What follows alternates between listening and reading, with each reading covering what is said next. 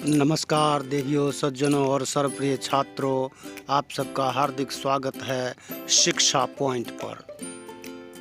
12वीं कक्षा हिंदी में काव्य सौंदर्य, एक अच्छा काव्य सौंदर्य कैसे लिखें। तो सबसे पहले काव्य सौंदर्य लिखने के लिए जो भी कविता की पंक्तियाँ आती हैं उनसे संबंधित ये बातें लिखें और पूरे अंक प्राप्त करें। क्या क्या लिखना है?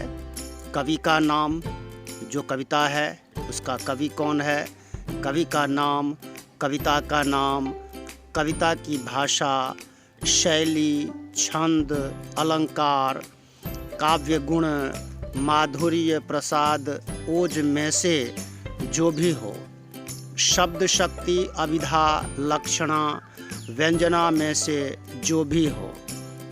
तो 12वीं क्लास में 3 कवियों की कविताएं सेकेंड टर्म में सम्मिलित हैं। पहले कवि हैं तुलसीदास। इनकी पहली कविता जो है वो है भरत राम का प्रेम, जो कि रामचरितमानस के अयोध्या कांड से ली गई है।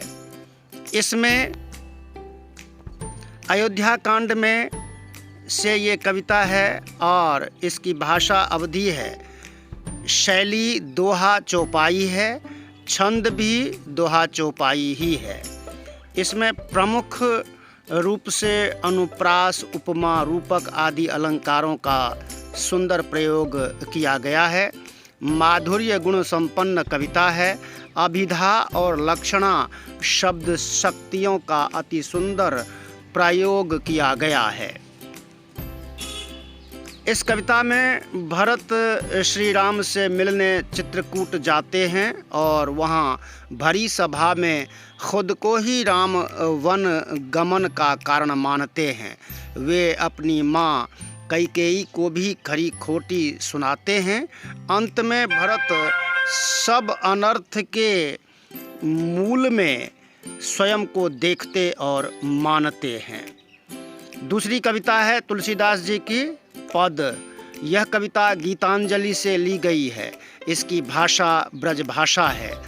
पद नाम की शैली है।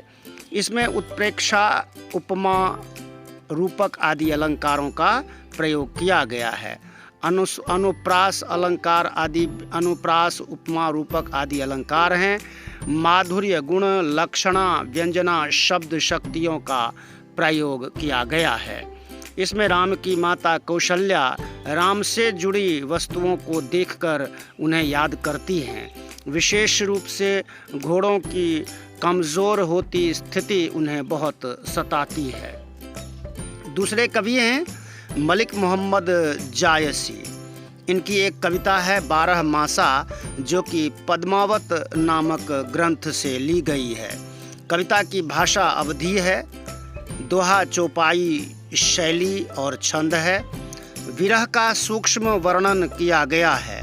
अनुप्रास, रूपक, उपमा आदि अलंकारों का सुंदर प्रयोग किया गया है। इस कविता में पहले 4 महीनों का वर्णन किया गया है, अगहन, पूस, माघ और फागुन। राजा रत्नसेन अपनी पत्नी नागमती को छोड़कर सिंघल द्वीप की राजकुमारी के चक्कर में चला गया है, इसलिए रानी नागमती की विरह वेदना चरम पर है। तीसरे कवि हैं विद्यापति। इनकी कविता पद है। 3 छोटे छोटे पद हैं। भाषा है मैथिली। पद शैली है और छंद भी पद है। अनुप्रास, उपमा, रूपक आदि अलंकार हैं। लक्षणा शब्द शक्ति का प्रयोग है। माधुर्य गुण संपन्न कविता है। इन पदों में राजा शिव सिंह और रानी लखमा देवी के प्रेम के माध्यम से राधा कृष्ण के उदात्त प्रेम का अति सुंदर चित्रण किया गया है।